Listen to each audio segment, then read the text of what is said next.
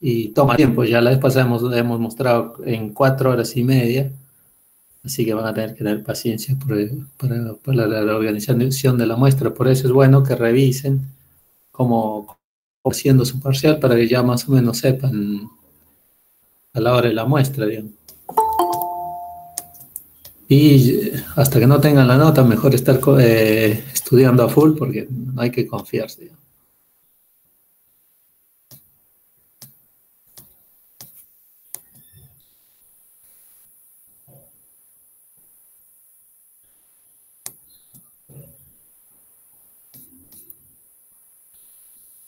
Bueno, la otra cosa es que en el parcial por ahí no se podía preguntar, pero acuérdense que uno de sus compañeros ya a los 10 minutos, 15 minutos, mandó un WhatsApp para decir quiero entregar y nosotros le dijimos no entregué porque por respeto a tus compañeros tenés que esperar y tuvo que esperar. Imagínense si eso lo hubiera hecho delante de todos, se hubiera puesto más nervioso a todos, por eso que por ahí el sistema parecía un poco más rígido, pero en términos de calidad, digamos, que no les estén molestando a ustedes, se cumplió para todos, digamos. O sea, y hay varios que después mandaban diciendo ya está listo unos minutos antes y no, hasta el final nadie mandó nada para que no genere interrupciones como pasó en el primer parcial, que casi era una anarquía.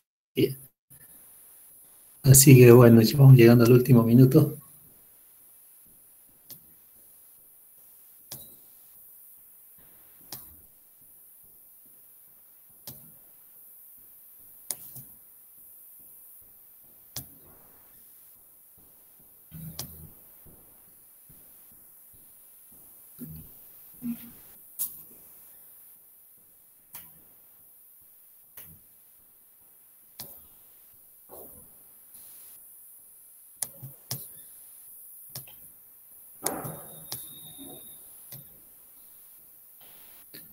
Y bueno, ahora ya, Juan, ya puedes ir dando así como una introducción, si te parece, o si pensás esperar un minuto más, vos decís nada más. Esperamos un minuto más, ¿se ve la pantalla ahí? Sí, sí, está perfecto, está perfecto. Bien, Bueno, gracias. buenísimo. En ese minuto les voy diciendo a aquellos que han apostado solamente a hacer un solo ejercicio, bueno, tiene consecuencias, ¿eh? Porque si en el choice ya les faltaba más de 25 puntos, hacía menos de 25 puntos, por más que el ejercicio al que estaban apostando estaba perfecto, ya es como que están bochados. Por eso es que es preocupante, porque no solamente apuestan a un solo tipo de ejercicio y eso ya les bajó la nota a muchos, digamos. Pero las perspectivas son buenas, digamos, en realidad han mejorado bastante con respecto al primer parcial.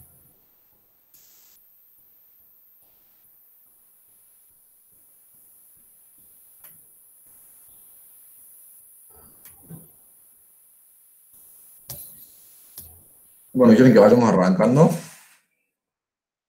Sí, sí, dale nomás. Bien.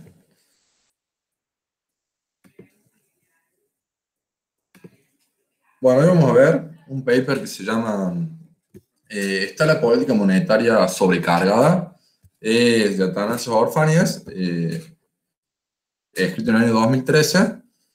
Bueno, y vamos a ver primero un breve resumen y después lo vamos a desarrollar bien el paper. ¿Qué dice el autor? Él plantea que luego de la crisis financiera mundial de 2008-2009, la gente y los gobiernos pusieron muchas expectativas en las soluciones que la política monetaria podía proveer para solucionar los problemas económicos.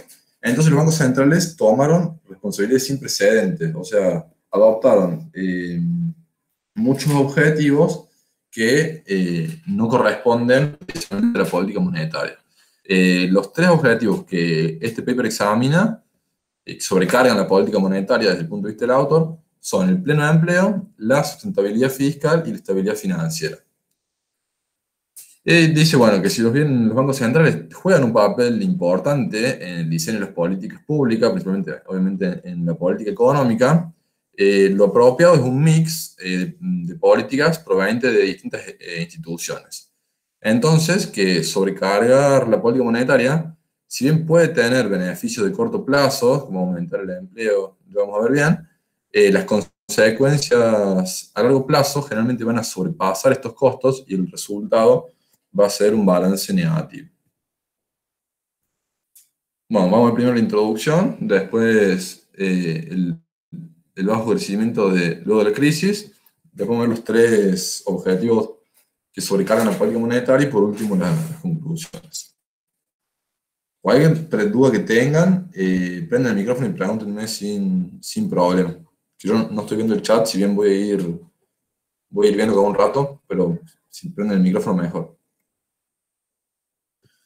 Bueno, como dijimos, los bancos centrales luego de la crisis, principalmente en el mundo desarrollado, tomaron grandes responsabilidades. La política monetaria generalmente que se adoptó fueron tasas de interés excepcionalmente bajas y una gran provisión de liquidez, un gran aumento de la liquidez. Por ejemplo, en Estados Unidos, si no me equivoco, la base monetaria se multiplicó por 3. Eso da una idea de lo que fue el aumento de la liquidez en la economía. Estas dos cosas combinadas aliviaron la carga del ajuste luego de la crisis, o sea, permitieron a los gobiernos aumentar el gasto público y no tener que ajustarlo justamente. Pero estas políticas no vienen exentas de costo, o sea, no es que si fuera tan fácil, en cada crisis hacemos eso y no hay problema. Pero no, la política monetaria se sobrecarga con los objetivos que no le pertenecen y no aprecia los límites de lo que los bancos centrales pueden hacer, conlleva riesgos que pueden terminar los beneficios, que pueden terminar minando los beneficios a corto plazo, que es lo que dijimos recién, y es lo que generalmente pasa, porque a la larga las consecuencias terminan siendo más graves de los beneficios que se obtuvieron en el corto plazo.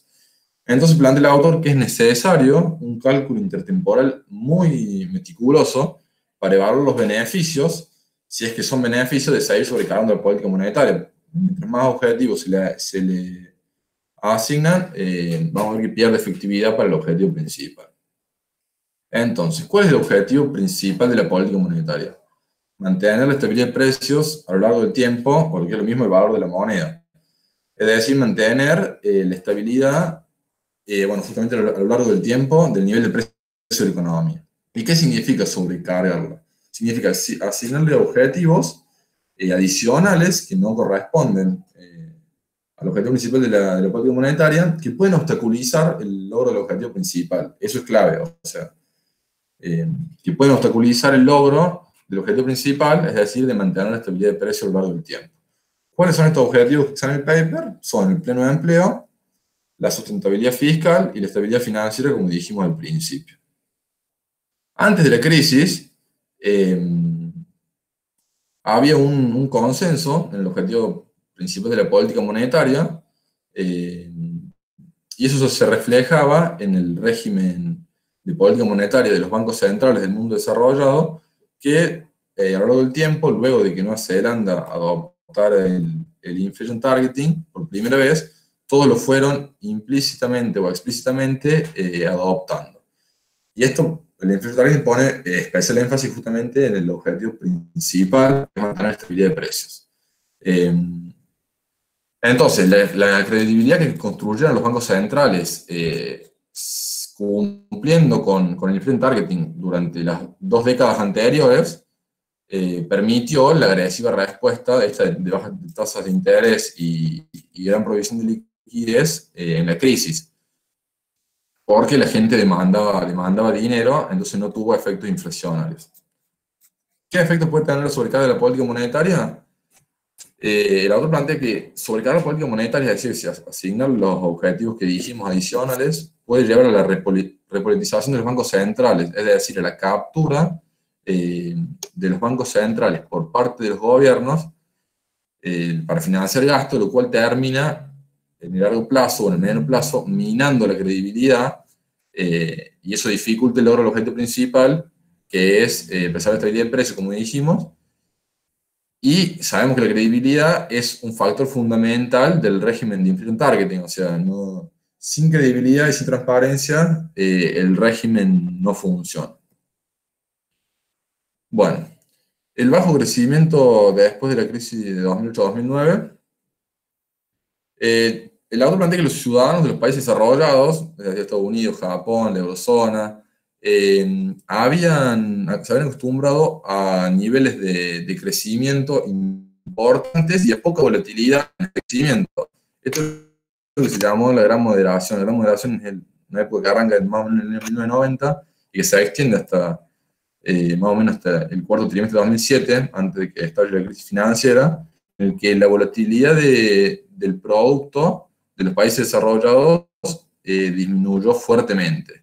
Y que cuando estalló la crisis, esto fue una decepción porque los economistas pensaban que esto, la gran moderación, o sea, esto de que la poca volatilidad en el producto iba a durar para siempre, o sea, mucho más tiempo, porque lo ven como un logro que se había alcanzado debido a las políticas monetarias responsables, fiscales responsables, etc.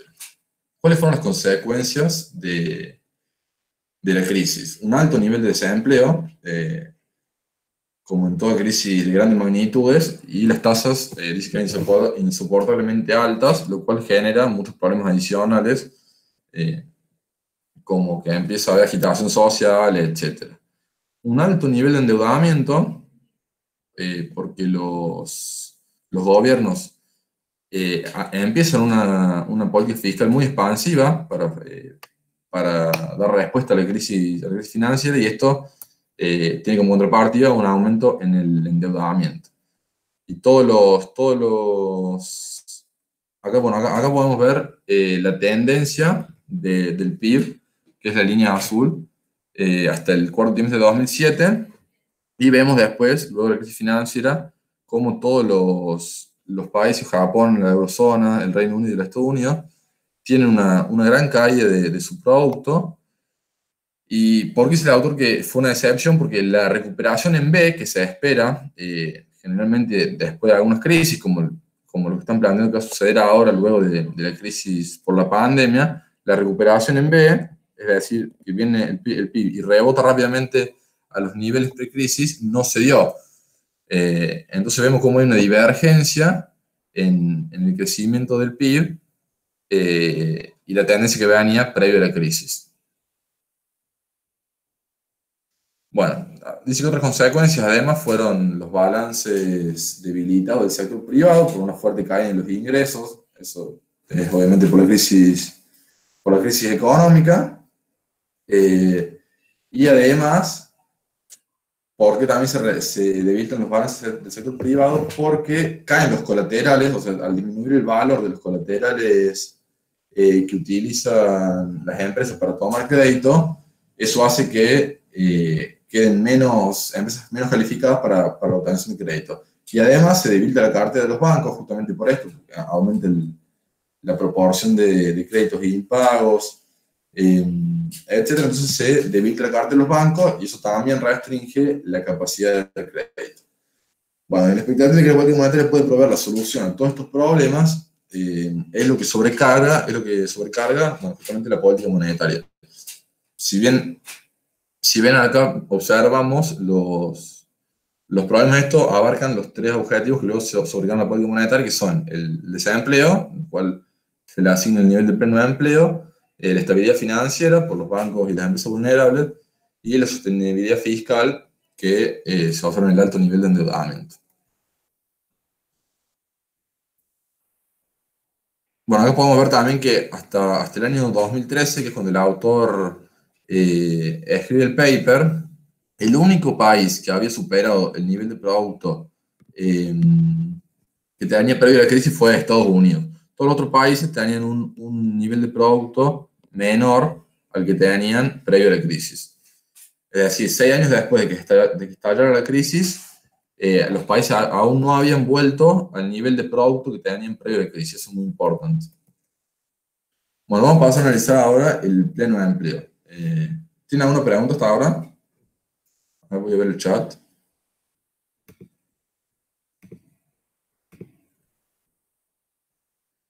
Acá Valentín pregunta, ¿la caída falta de pago de los créditos no se da antes de la crisis o se viene dando antes de la crisis? Claro, sí, o sea, en realidad el impago de los créditos es un proceso dinámico que en realidad es como que se retroalimenta con la crisis y también la agrava cada vez más. No sé si eso responde la pregunta. Bien, perfecto. Gracias, Blandi.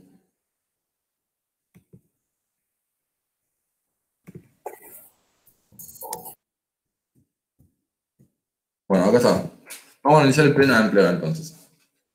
La autor dice que el pleno de empleo es un objetivo deseable de política pública. O sea que nadie discute que el pleno de empleo de los recursos, principalmente de la fuerza laboral, sea deseable. O sea, nadie quiere que haya desempleo, o sea, gente que no encuentre trabajo, nada. Entonces acá gráfica las tasas de desempleo desde antes hasta después de la crisis de los cuatro países, bueno, la eurozona está considerada como toda junta, y acá observamos el fuerte aumento que hay en el desempleo cuando estalla la crisis. O sea, más o menos a partir de acá, ¿cómo saltan todas las tasas de desempleo? En Japón no aumentan tanto el desempleo, pero eso porque tiene una economía un poco más rígida, pero vemos que en Estados Unidos, en el Reino Unido y en la eurozona, el desempleo salta tremendamente. Y acá no se observa porque dentro de la eurozona se contrarrestan con otros países, pero España y Grecia llegaron a tener un 25% de desempleo en el año 2009 aproximadamente, 2010, o sea que eso da la magnitud de que una de cada cuatro personas que buscaba trabajo no encontraba. Entonces el autor plantea que altas y en ocasiones crecientes tasas de desempleo reflejan claramente fallas de la política pública, pero ¿es una falla de la política monetaria? O sea, ¿corresponde a la política monetaria el objetivo de pleno empleo?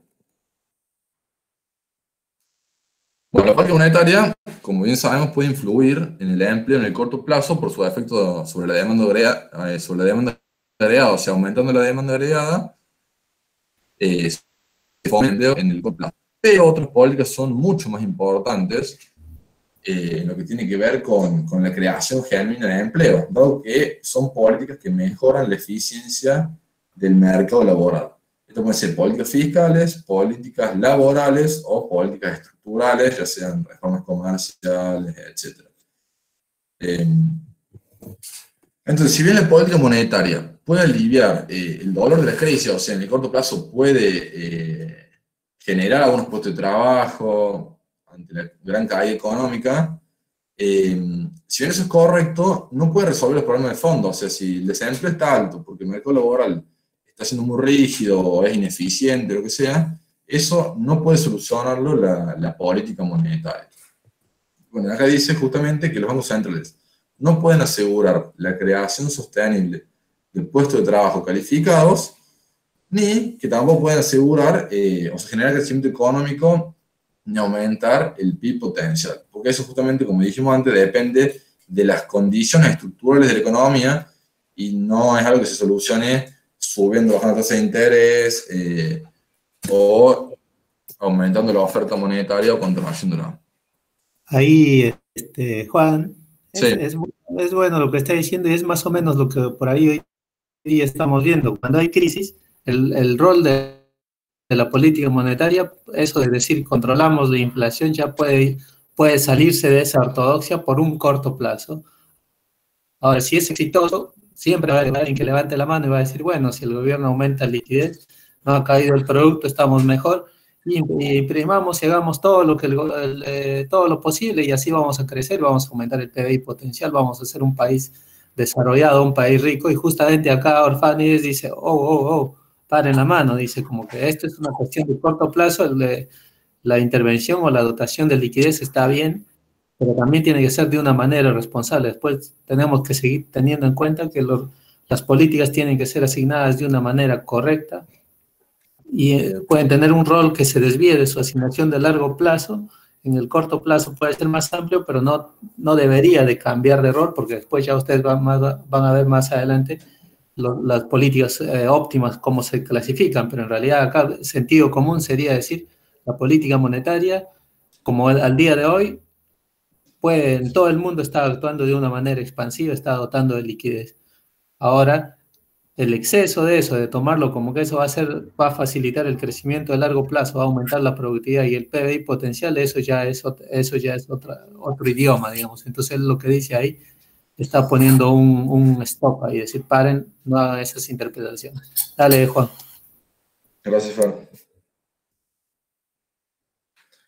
Bueno, durante la moderación, que fue lo que mencionamos hace un ratito, esta separación de responsabilidad estaba muy claramente definida por el inflow targeting, que como bien dijimos, ponía, o sea, resaltaba la primacía de la estabilidad de precios como objetivo principal de la política monetaria. Es decir, justamente remarcaba que el principal objetivo de la política monetaria era mantener la estabilidad de precios. Y algunos países utilizaron objetivos duales, es decir, eh, entre sus objetivos incluyeron, por ejemplo, el pleno empleo, pero siempre intentando estrictamente que eso no afecte la estabilidad de precios en el mediano plazo. O sea, da unos ejemplos ahí de la Fed, de Alan Greenspan, de otros bancos centrales, del Banco Central Europeo, en el que se ve que incluyen el pleno de empleo o el nivel de empleo dentro de los objetivos de bancos centrales, pero de una manera creíble, o sea, para que no comprometa la estabilidad de precios. Es decir, apenas haya un débil de estabilidad de precios, la política monetaria se ajustaba de vuelta justamente para mantener la credibilidad. Entonces esto logró asegurar un ancla nominal creíble, o sea, el inflow targeting logró anclar las expectativas, lo cual es fundamental para el buen funcionamiento de la política monetaria. O sea, por eso tuvo tanto éxito el marco o el enfoque del inflow targeting en todo el mundo. El autor menciona que una vez que que los países fueron adoptando el inflow targeting, nunca lo abandonaron, después ya sea explícito o implícitamente, cuando lo han adoptado, no lo han abandonado en el mundo desarrollado, ¿no? En los países, en los bancos centrales del mundo desarrollado. Y otra cosa que remarca Orfani es que ¿por qué se tiene que usar la estabilidad de precios y no hacer foco en las variables reales como el empleo o el producto? Dice que la medición de estas variables reales, tales como la brecha del producto, en mención de este ejemplo, dificultan la adopción de estos objetivos como objetivo de política monetaria. Y muestra en la Unión Europea, acá vemos que la estimación que se hacía en tiempo real de la brecha del producto daba o sea, la diferencia entre el PIB potencial y el PIB real daba una brecha negativa, es la línea azul, que cuando se la mira en retrospectiva, o sea, cuando se hace la medición en 2013, con los datos de las cuentas nacionales oficiales, la brecha del producto era mucho más cercana a cero, o sea que no había necesidad de influir, o sea que la política monetaria influya sobre el producto, porque en realidad la volatilidad y el nivel, o sea, la diferencia de la brecha del producto era mucho menor. Entonces, si vos medís estas variables reales en tiempo real, dado que hay un gran error en la medición en tiempo real, te puede generar te puede generar decisiones de política monetaria que no sean las correctas. No sé si se entendió eso.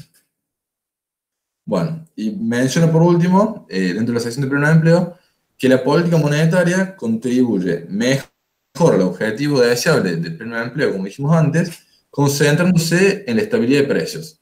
Porque pues, sobrecarga al Banco Central exigiéndole que se enfoque en una variable real como el producto del empleo, probablemente en el largo plazo termina siendo más mal que bien porque va a minar la credibilidad del Banco Central de anclar las expectativas de inflación, ya sea si utilizan un régimen de inflación targeting o lo que sea. No sé si alguien tiene una pregunta. Ahí, Juan, eso es bastante sencillo. Cuando Juan lo que les comentaba es porque el inflation targeting es más o menos que transparencia, expectativas y ya fijas el ancla porque decís la inflación va a ser de 2 o 3% anual, obviamente, ¿no? Para los países estos que normalmente tienen este tipo de inflación. En cambio, en el producto uno tiene que hacer estimaciones del producto y tiene que hacer muy buenas estimaciones. Y si hay malas estimaciones, esa incertidumbre lo está pasando a su modelo de inflation targeting, que ya habíamos visto nosotros cuando vimos el modelo de inflation targeting en el artículo de Walsh que va al parcial. En ese artículo teníamos totalmente conocimiento de la brecha. Pero ahora, si ahí le agregamos un desconocimiento a la brecha, va a haber una política monetaria que va a actuar de una manera incorrecta porque esa brecha está estimada incorrectamente. Entonces ahí es donde genera el ruido, digamos. Eso es como para darle un poquito de peso y para que vayan relacionando las cosas y les quede más fácil. Dale, Juan. Bien, ahí compro de vuelta.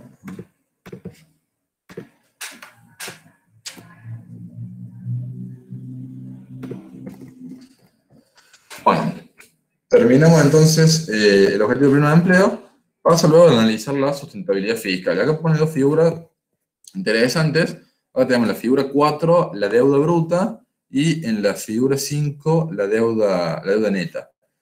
Y podemos ver cómo todos los países desarrollados, ya en 2014, 2013, a la salida, luego de la crisis, todos superaron básicamente el nivel de 100% como porcentaje del PIB de deuda bruta en este caso. Es decir, todos los países estaban endeudados más o menos por la cantidad de bienes y servicios que producía, o el valor de los bienes y servicios que producían en un año. La deuda neta, bueno, era un poco más baja, pero por ejemplo en Japón vemos que tenía niveles estratosféricos de deuda, hasta el día de hoy creo que sigue teniendo niveles altísimos de deuda, pero eso es por otros problemas. Bueno, entonces el autor analiza la amenaza de la dominancia fiscal en la asignación del objetivo de sustentabilidad fiscal a la política monetaria. ¿Por qué esto? Bueno, luego de la crisis se observa un aumento espectacular de deuda, como vimos recién en las imágenes, cuya contracara son los enormes déficits fiscales. Como hemos dicho, los gobiernos empezaron a gastar, o sea, aumentaron muchísimo el nivel de gasto público para hacer frente a la crisis económica, y eso se reflejó en enormes déficits fiscales, ya que no había un incremento igual de los ingresos del gobierno, perdón. Bueno, otro punto importante que dice que hay, notar que en los gráficos que vimos recién, donde todos los países hay superior al 100% de endeudamiento bruto, aún faltan considerar gastos relacionados al envejecimiento poblacional que tienen estos países más desarrollados y que implican pasivos futuros, y en algunos casos son grandes niveles de pasivos futuros, tales como los gastos en salud y el principal, el gasto del sistema de jubilaciones y pensiones. Bueno, como bien sabemos, a medida que la población envejece, quedan disponibles menos trabajadores activos para sostener a la mayor proporción de jubilados. Luego dice que existen en la historia numerosos casos en donde el gobierno se apropia del Banco Central para monetizar los déficits fiscales para aumentar el gasto público. Dice que esta tentación es enorme, pero esta tentación va acompañada de un gran riesgo de caer en la dominancia fiscal. Si no me equivoco, ustedes ya vieron lo que es la dominancia fiscal. Básicamente es que la política monetaria termina adaptándose de una manera pasiva a el sendero del gasto público propuesto por la autoridad fiscal. Bien, la crisis ha llevado a los bancos centrales alrededor del mundo a aplanar la curva de rendimientos libre de riesgo y a una masiva expansión de la liquidez a través de una política monetaria no convencional. Bueno, ¿cómo es esto? Aplanar la curva de rendimientos implica hacer que los rendimientos de los bonos de más largo plazo disminuyan el rendimiento hasta que se emparejen con los rendimientos de más corto plazo. Esto es para incentivar la toma de deuda o el aumento del crédito de más largo plazo, bueno, con el objetivo de reactivar la economía. Y como sabemos, además, las tasas estaban extremadamente bajas, y lo que se menciona acá de la política monetaria no convencional se refiere al quantitative easing. No sé si vieron lo que es el quantitative easing.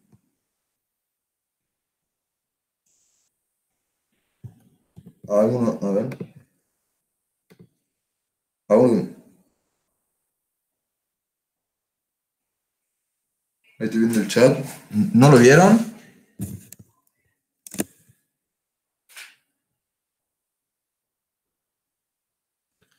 Bueno, básicamente el quantitative easing consiste, en vez de emitir dinero para comprar bonos del gobierno, lo que hace el Banco Central es emitir reservas.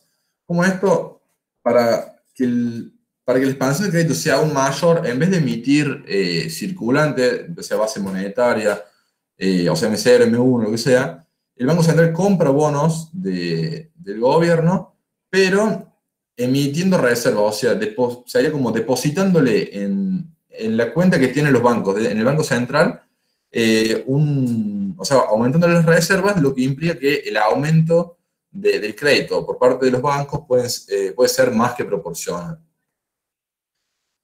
Y bueno, estas dos cosas, las tasas de interés cercanas a cero y la compra de bonos de deuda del gobierno, pueden motivar a los gobiernos a endeudarse, o sea, aumentar el endeudamiento, como bien pasó, y tener efecto adverso sobre los incentivos para corregir los problemas fiscales.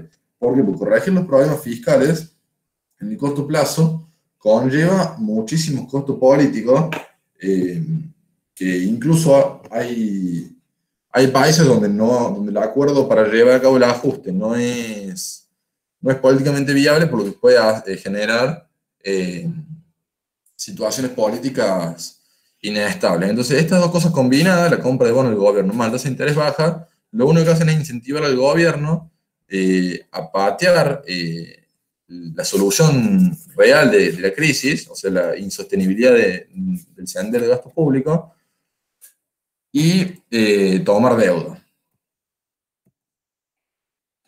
Bueno, menciona la eurozona como un caso especial, porque es muy importante, o sea, se resaltan mucho acá los efectos de lo que estábamos hablando, esto de la sustentabilidad fiscal.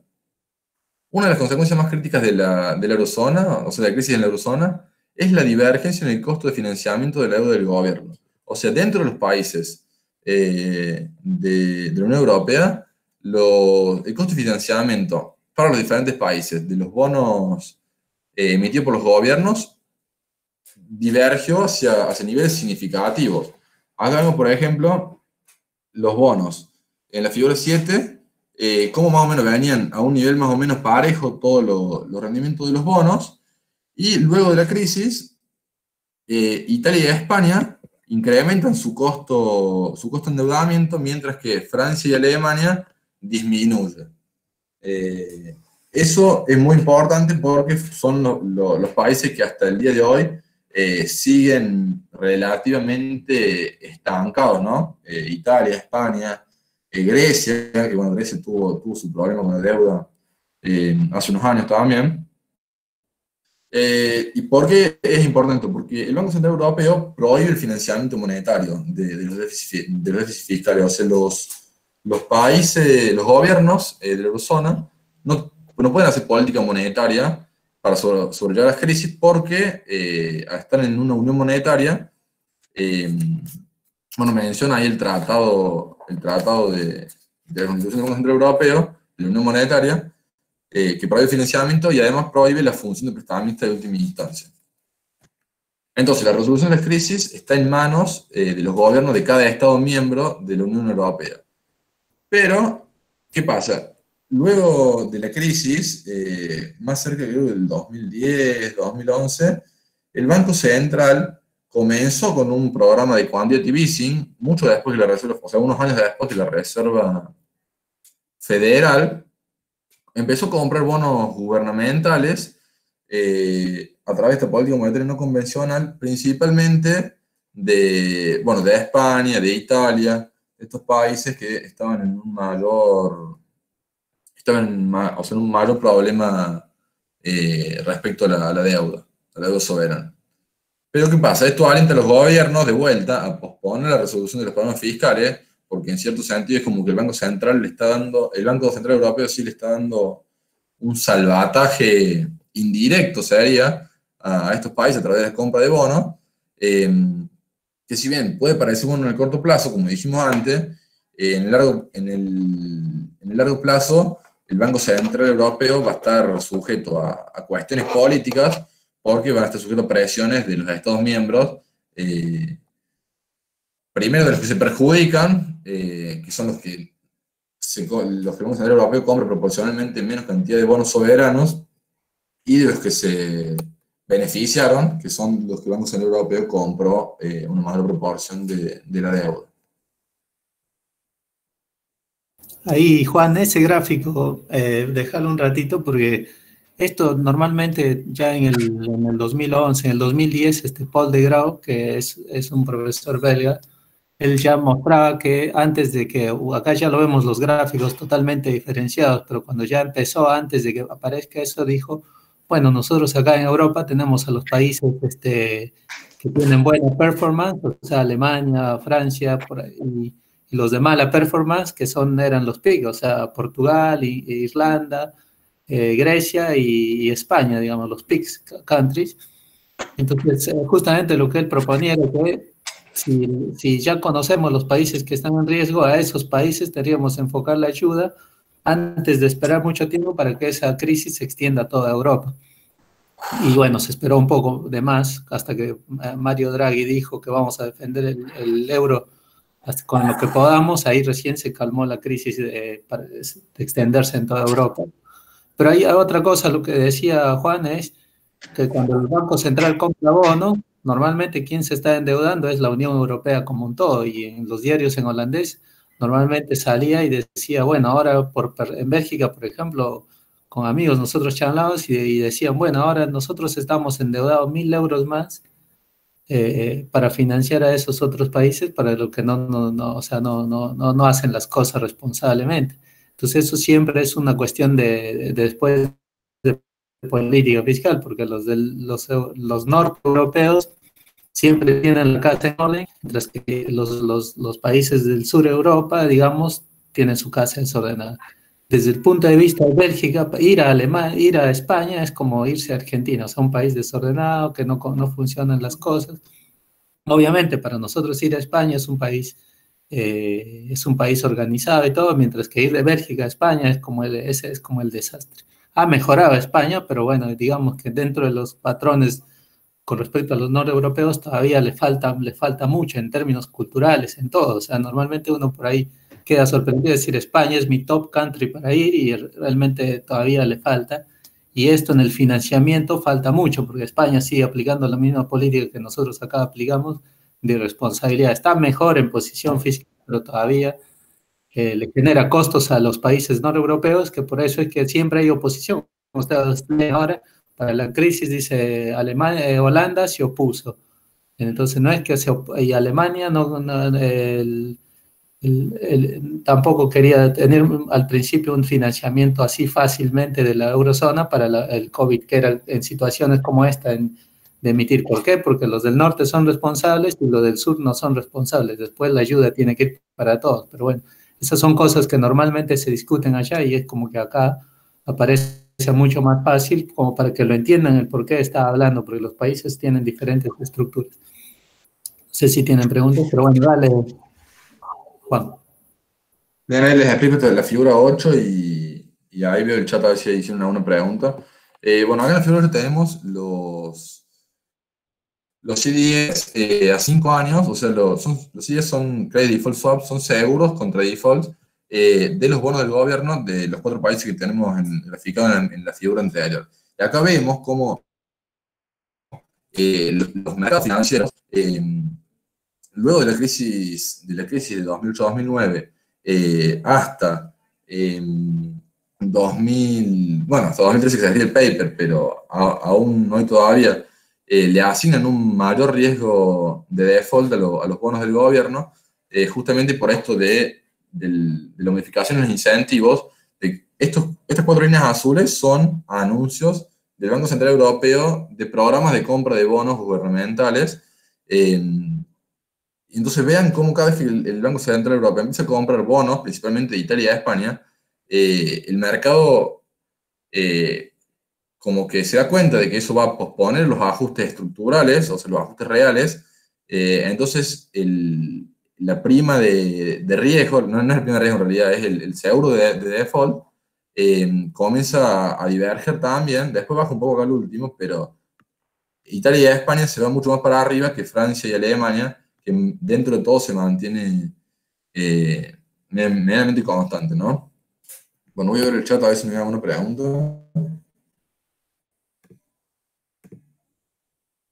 Bien, bueno, vamos a ir entonces.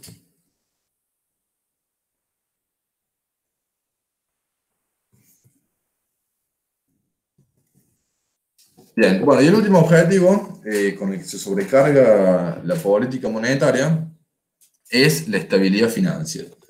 Acá Orfanes plantea que la política monetaria, en cuanto a la estabilidad financiera, puede actuar de dos maneras diferentes. Primero, en la fase de prevención de las crisis, justamente en la fase de prevención, es decir, de evitar las crisis financieras, y la otra es la fase de reparación de las crisis. O sea, una vez que se ha dado la crisis, ¿cuáles son las acciones que el Banco Central, la política monetaria, cómo puede influir para salir de la crisis? Entonces, en la fase de prevención, plantea que a veces se puede dividir en dos partes, la supervisión macroprudencial y la supervisión microprudencial.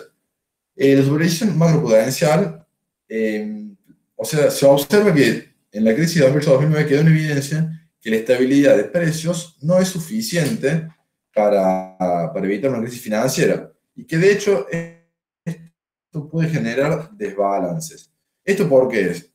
Bueno, como vimos, durante la gran moderación, medianamente, o sea, se da la estabilidad de precios, pero ¿qué es lo que pasa? Él usa el ejemplo del mercado de real estate, es decir, el mercado de los inmuebles de los Estados Unidos, que lo que se observa es que si bien había en la economía en general una estabilidad del nivel de precios, porque los precios de la canasta básica no aumentaban, o sea, bueno, los precios con los que se mide la inflación no aumentaban muy poquito.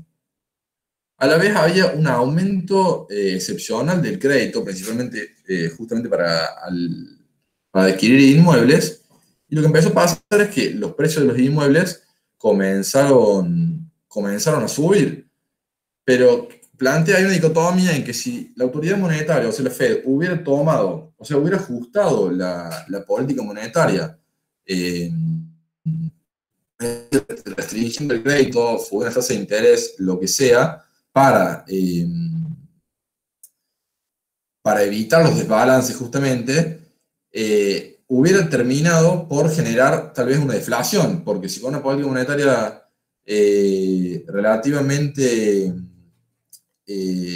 no sé la palabra, no es suave, pero bueno, con una política monetaria medianamente libre, hubo estabilidad de precios, con una política mucho más ajustada, o sea, si se ajustaba la política monetaria, iba a haber capaz que deflación, ¿no? Entonces plantea como que mirar la estabilidad de precios en el medio y largo plazo te puede generar desbalance en el corto y lo contrario, o sea, mantener la estabilidad de precios ahora en el corto plazo te puede generar desbalances en el frente financiero en el largo plazo, que fue lo que pasó, ¿no? Y después la supervisión microprudencial plantea que es importante ajustar los requerimientos de capital al sector bancario, al sistema bancario, en cuanto a calidad y a cantidad, o sea, que tienen que ser mayores los requerimientos de capital para los bancos y además mejorar la calidad, ya sea más líquidos o, no sé, o otorgar créditos también menos peligrosos, porque como ya sabemos, en la crisis de 2008-2009 se le otorgaban créditos hasta a los menos calificados para adquirir inmuebles, los cuales después cayeron todos en impagos. Y plantea que avanzar en esta dirección de ajustar el capital está demostrado que relativamente no es nada costoso y que tiene grandes efectos en la estabilidad financiera.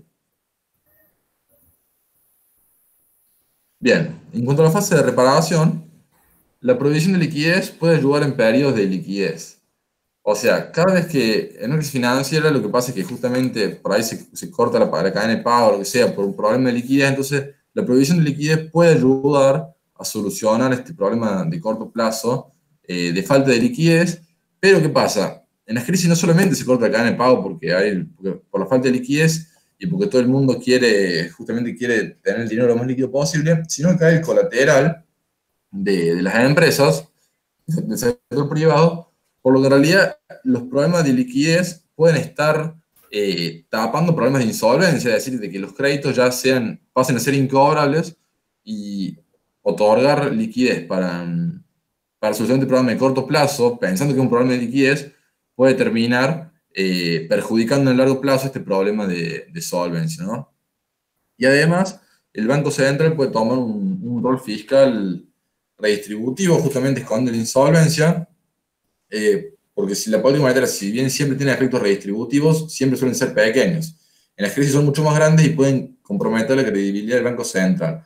¿Por qué esto? Porque si muchos bancos empiezan a tener problemas de liquidez o de solvencia, en el caso más grave, la política monetaria, al otorgarle liquidez ilimitada a los bancos o en grandes cantidades al sistema bancario, lo que puede estar haciendo es recapitalizando estos bancos a costa de los efectos, o sea, redistribuyendo recursos o sea, de todos los agentes del sistema económico al sector bancario. Y esto a la vez puede comprometer la credibilidad del Banco Central porque básicamente después es muy difícil salir de una política monetaria de este estilo en el que el Banco Central queda, en cierta manera, capturado por el sistema financiero. Entonces, plantea Orfanes que la política monetaria no debe subordinarse solo a calmar la estabilidad financiera, comprometiendo su objetivo principal, sino al revés, o sea, tiene que concentrarse en la estabilidad de precios, pero también vigilando, de cierta manera, la inestabilidad financiera. No sé si alguien tiene alguna pregunta. Sí, yo tengo una pregunta. Volvé ahí, no sé si pregunta, un comentario. Volvé al anterior a este que habíamos estado. Porque ahí es ¿Ah? lo que ustedes ya eso cuando dice la política monetaria tiene un rol redistributivo que siempre es pequeño. ¿Alguien tiene una opinión? ¿Eso qué quiere decir, por ejemplo? Porque es importante que lo entiendan eso, porque si no después parece como que acá lo saben, dices, bueno, va a tener alguien que diga algo, a ver. Prende el micrófono a alguno. Claro, sí. ¿Por qué tiene pocos efectos redistributivos en general la política monetaria? ¿Alguien alguna idea? O ya si se entiende, se supone que todos pueden levantar la mano.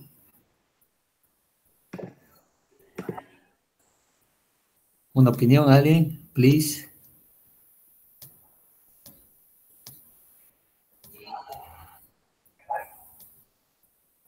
Alguien está interviniendo, me parece, pero su parlante no se escucha, ¿o sí?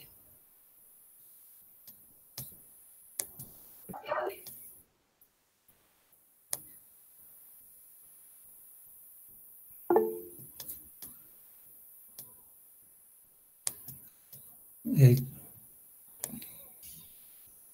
claro, no, Ahí, Nicolás, ahí está. bueno, si lo pueden explicar, ¿no? Serviría mucho. Por eso no hay que pasarlo por ahí los conceptos por arriba, porque si no, después se hace más difícil estudiar. O sea, ustedes lo van a estudiar, pero una cosa es aprendérselo porque es natural y otra cosa es aprendérselo porque están como que lo han leído muchas veces y ya se acuerdan, digamos. La política monetaria, acuérdense que es una política horizontal, o sea, afecta a todos los agentes económicos. Aumentar la tasa de interés aumenta para todos, entonces es su efecto, por eso es que se dice el efecto redistributivo es más pequeño porque es para todos. Uno después puede decir, bueno, va a afectar a los agentes que tengan acceso al sistema financiero nada más, pero igual tiene efectos para todos porque a través del mercado informal les va a influenciar a todos, que sería, Claro, claro. que sería diferente a una política monetaria que ya se enfoque a cada uno, es decir, la tasa de interés solo para aquellos que son amigos del gobierno. No sé si ahí, Juan, ¿querés agregar algo? Sí, quería explicar, o sea, por qué ahí dice el profe que una suba tasa de interés afecta a todos y por qué acá el paper dice que los efectos redistributivos suelen ser pequeños. Por ejemplo, la decisión de aumentar la tasa de interés, que en condiciones normales se hace en una magnitud pequeña, tiene efecto redistributivo porque aumentar la tasa de interés perjudica a los deudores y beneficia a los acreedores, ¿no? Y bajar la tasa de interés, al contrario, o sea, beneficia a los deudores y perjudica a los acreedores. O sea, hay un efecto redistributivo, principalmente intertemporal. No sé si se entendió. Póngame por el chat, por lo menos. Sí, Sí, ahora sí, lo entendí me mejor. entendió. Gracias. Bueno, y ahora la pregunta es, si ya te he entendido esa parte, la otra parte es por qué en este caso tendría efectos redistributivos significativos. Acá cuando ya lo explique Juan, porque acá el autor lo que dice, como eso ya sabemos que no tiene efectos redistributivos, acá sí tiene efectos redistributivos. Alguien que tiene una opinión de por qué ahora sí tendría un efecto redistributivo en la crisis cuando interviene generando liquidez.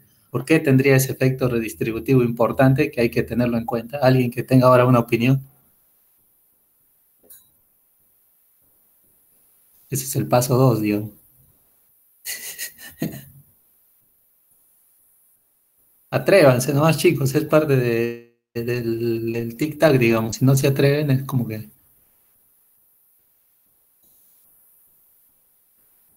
Ahí, a ver, dale Juan y después yo te agrego algo si quieres, para que les quede claro eso de por qué es redistributivo en este caso. Bueno, o sea, como dijimos que la política monetaria en circunstancias normales tenía efectos redistributivos pequeños. ¿Por qué eso? Porque generalmente el aumento de un agregado monetario, o como dijimos, de la tasa de interés, son en magnitudes relativamente pequeñas. En una crisis, por ejemplo, cuando se triplicó, como en la crisis 2008-2009, que se triplicó la base monetaria en los Estados Unidos, básicamente como salvataje, o sea, la mayor parte como un salvataje al sistema financiero. Esos son recursos que se transfieren de todos los agentes económicos en gran cantidad, porque ustedes imagínense que se triplicó la base monetaria a los bancos o entidades financieras. No sé si queda claro eso. Fer, si quieres agregar algo más. Sí, ahí, o sea, lo que dijo Juan es, ahora se les da plata a todos, ¿cierto? En realidad seguiría siendo no tendría efectos redistributivos si todos volverían a pagar. O sea, si todos pagan, diríamos, bueno, les prestamos y pagaron, entonces se pasó la crisis.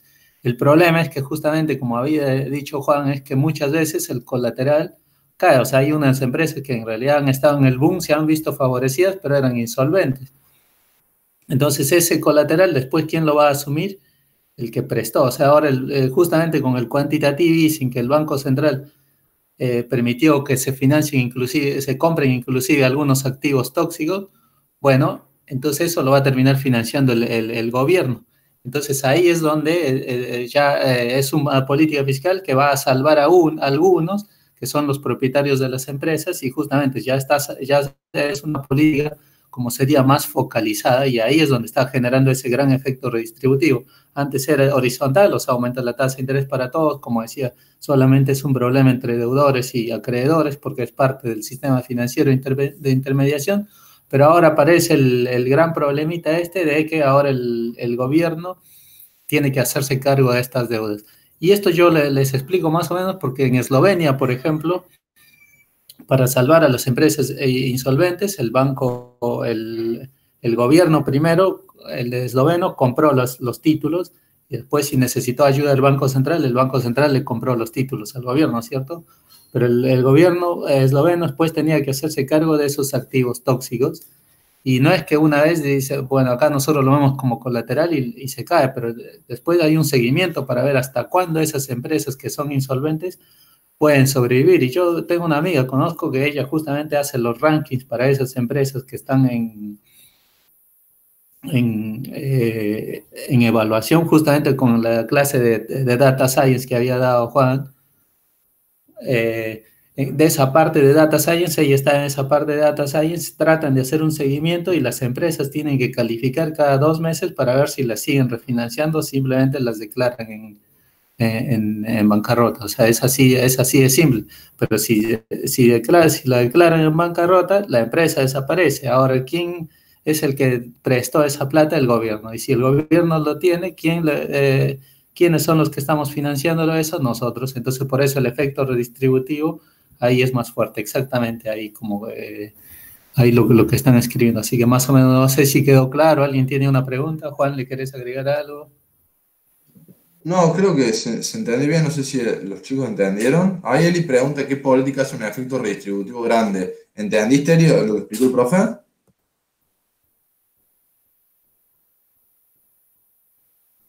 Ahí no me fijo. Ah, Buenísimo, perfecto.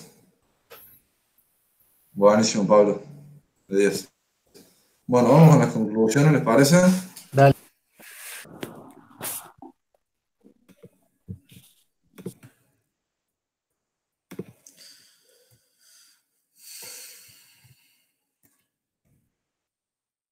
Bien, bueno, las conclusiones. Entonces, a lo largo del paper vimos que asignarle múltiples objetivos al Banco Central lo que hace en el medio plazo es que el Banco Central se vuelva una institución política, es decir, que vuelve al terreno de la política, y esto termina comprometiendo la independencia y la credibilidad, obviamente, para mantener la estabilidad y la capacidad para mantener la estabilidad de precios. Porque como bien dijimos antes, una de las principales condiciones para que el inflation targeting funcione, es decir, para que el ancla nominal sea creíble, es la independencia del Banco Central. También que la política monetaria no es un sustituto, o como dice el autor en el paper, es un sustituto pobre de las reformas estructurales necesarias para restablecer el crecimiento y la creación de empleo. O sea, en el corto plazo sí, la política monetaria puede ayudar para salir de una crisis, eh, etcétera, pero no modifica las condiciones estructurales de la economía, y en el largo plazo termina generando más costos que beneficios, por lo general.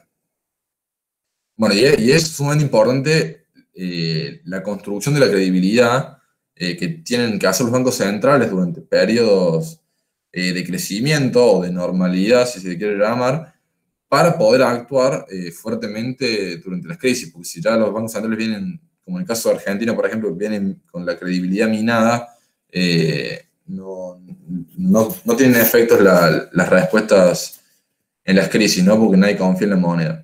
Y bueno, por último lo que dice es que debemos ir reconociendo y respetando los límites que tiene nuestro conocimiento sobre cómo los bancos centrales y la política monetaria pueden contribuir mejor a la sociedad y no intentar hacer cosas mágicas, ¿no? Acá lo expresa en la última frase del paper que dice, a pesar del impresionante poder de fuego de sus balances o de los bancos centrales, no se encontrarán, o sea, estos no tienen balas mágicas, ¿no? O sea, no pueden hacer magia, básicamente. Y bueno, por último les haré una filmina que dice que el Banco Central de la República Argentina tiene una frase sacada de la Carta Orgánica del BCRA, que dice: el Banco Central de la República Argentina tiene por finalidad promover la estabilidad monetaria, la estabilidad financiera, el empleo y el desarrollo económico con equidad social.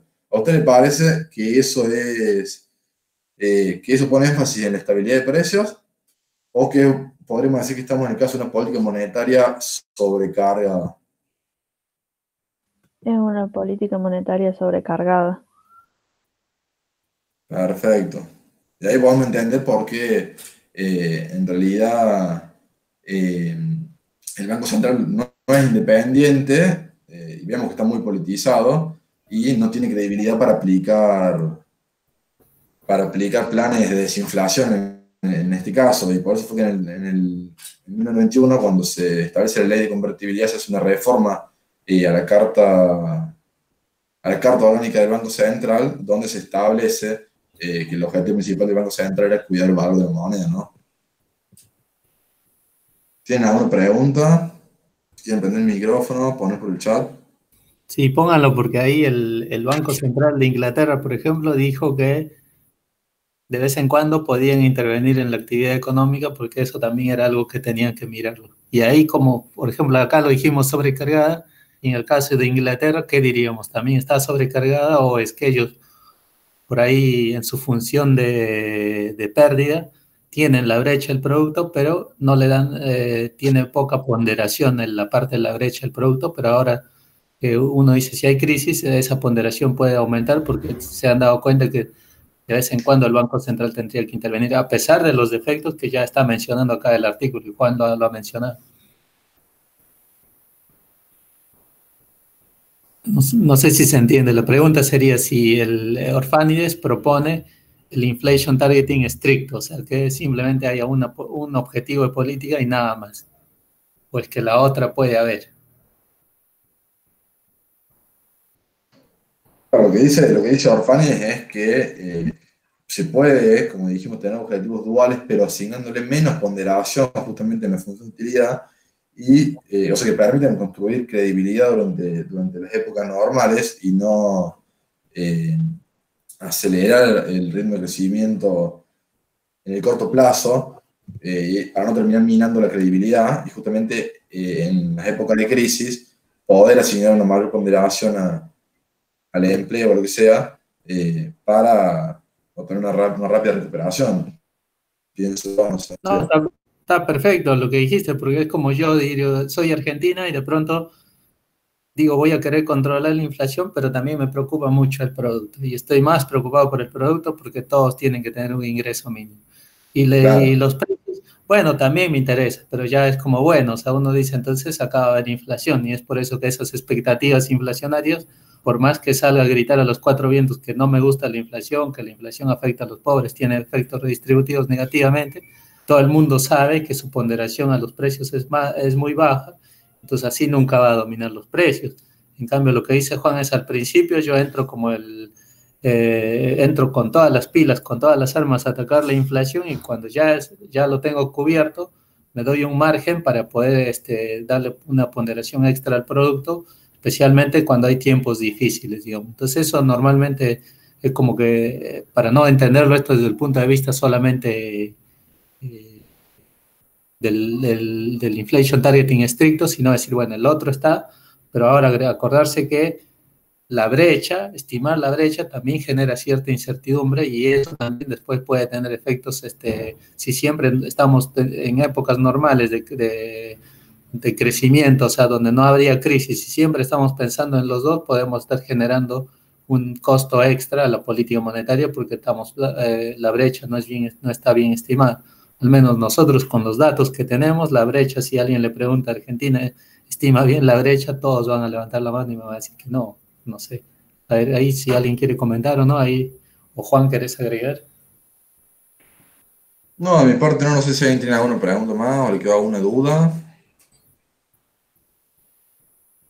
Ahí les voy a dejar mi mail en el chat por las dudas, cualquier cosa, si cuando leen el paper tienen alguna duda me escriben, no hay ningún problema. Ahí, a ver, claro, eso no depende del país, se podrán no llevar adelante políticas duales, realmente en Argentina eso no es posible.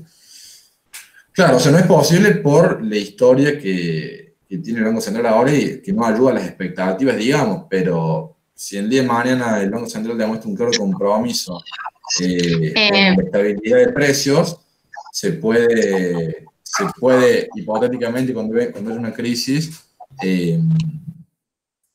actuar más activamente, ¿no?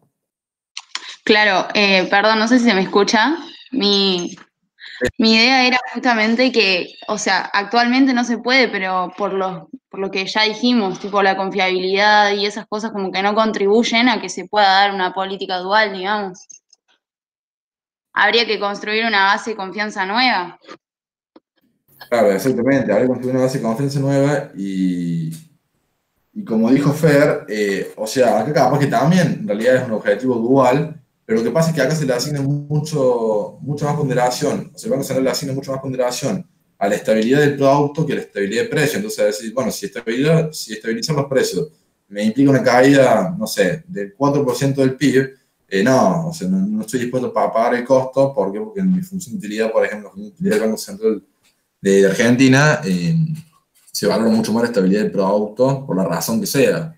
Y una razón puede ser una razón política. Claro, y eso también tiene que ver un poco con las estimaciones, o sea, cómo generamos nosotros datos, ¿cierto? Porque, por ejemplo, ustedes dicen, bueno, ya dominó Argentina la inflación, ahora estamos en el camino correcto y ahora queremos preocuparnos por la derecha. Pero nuevamente, si los datos no son confiables del producto, o sea, no tenemos datos de la brecha que podamos estimar, ahora simplemente teniendo, aun cuando ya tengamos una ponderación muy pequeña para la brecha del producto, porque la consideramos, pero la consideramos con una ponderación pequeña, porque decimos vamos a empezar porque ya hemos controlado la inflación, sin tener datos confiables, no vamos a poder, vamos a generar extra incertidumbre, justamente dice acá, generamos incertidumbre extra porque la brecha no está bien estimada. O sea, nosotros ya hemos visto en Argentina, para estimar el producto, cuando habíamos visto el cálculo del señor, tenemos que tomar datos de Ferrer, tenemos que tomar datos del Arclem, tenemos que tomar datos del INDEC, entonces al final no vamos a tener unas buenas estimaciones y cualquier cosa que nosotros querramos hacerlo, por más loable que sea, va a generar una incertidumbre extra y eso también va a alargar el plazo para el que nosotros, teniendo en cuenta eso, vamos a tener que tomar un poco más de tiempo en crear esa reputación de que vamos a controlar la inflación a capa y espada, digamos. Y eso nosotros no estamos en el camino correcto, pero bueno, no, nos falta, sí, una reforma integral monetaria que lo general es, claro, general es anclar las expectativas y cuando dicen reforma integral monetaria sería más eliminar el problema de inconsistencia intertemporal.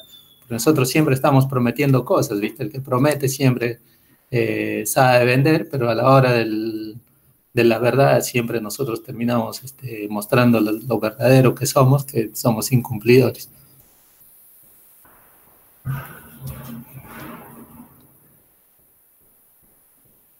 Ahí Eli pregunta si en Latinoamérica en general está sobrecargada la política monetaria. Y yo creo que no, depende del país, pero por ejemplo en Chile vemos que bastante disciplina ha tenido el Banco Central en las últimas décadas. De hecho en Brasil tiene mucho más disciplina que en Argentina y creo que en la mayoría de los países el Banco Central tiene un nivel de credibilidad mayor que en Argentina. No sé, Fer, ¿qué opinas vos? Sí, normalmente ahora en el artículo que estaba haciendo inflación estaba justamente Chile es como que está bien controlado, Brasil es como que está, o sea, lo controla porque tener una inflación del 10% anual para el nivel argentino es como que están en el top y top, pero bueno, para el nivel europeo todavía Brasil y para el nivel chileno Brasil todavía está haciendo las cosas irresponsablemente.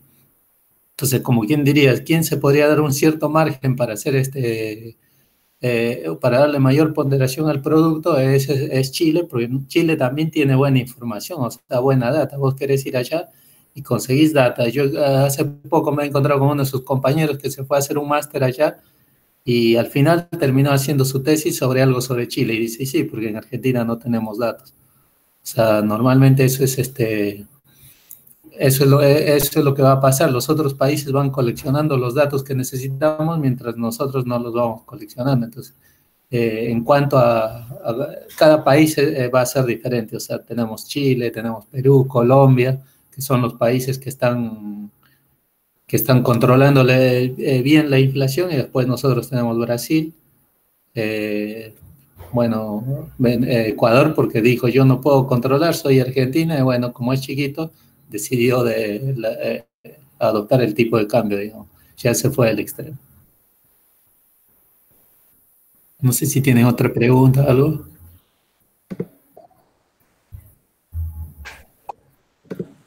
De nada, Eli. Bueno, cualquier cosa, ahí les dejé mi mail en el chat. Cualquier duda que tengan me escriben, no hay ningún problema. Bueno, eso sería todo. Ya vamos a publicar las notas. Hoy día seguro ya estamos avanzando más con esos 16, vamos a disminuir mucho. Pero seguro que hoy ya se publican notas. Pónganse a estudiar bastante, han mejorado bastante, pero tampoco tanto, digamos. O sea, como que con respecto al primer parcial, los choice ha habido una mejora muy buena, pero en el promedio todavía no les alcanzaría hacer un choice y un ejercicio solo, no les alcanzaría a la mayoría. O sea, tienen que haber hecho algo del otro ejercicio si quieren tener el aprobado. Así que eso como para que vayan viendo, después veremos cómo informarles algo para que normalmente sepan, o sea, su parcial, quién ha hecho el parcial y lo ha resuelto después de hecho, se puede dar cuenta que el CIA lo ha hecho mal, el planteo, hay muchos que han hecho un planteo tipo MU del CIA, no sé de dónde ponían la cantidad de dinero en la función de utilidad, quién lo hizo así, está mal el mío, el CIA, o sea, sería 0 puntos, digamos. porque ya es otro tema, es como si nosotros estuviéramos acá hablando de economía monetaria y alguien escribe sobre la astrología y el efecto en la emisión de dinero. No tiene nada que ver, porque están mezclando dos cosas diferentes. Entonces ustedes ya saben cómo han ido respondiendo, como para que en la muestra también sepan y no dejen pasar el tiempo, digamos. Nosotros estamos cumpliendo con la normativa de entregarles las notas justo a tiempo, como corresponde, pero no, o sea, no pónganse a estudiar. Bueno, eso, si no hay más preguntas, sería todo. Gracias, Juan. Gracias, Fer. Gracias, chicos. Nos vemos. Gracias. Chao a todos. Nos vemos, suerte. A ver.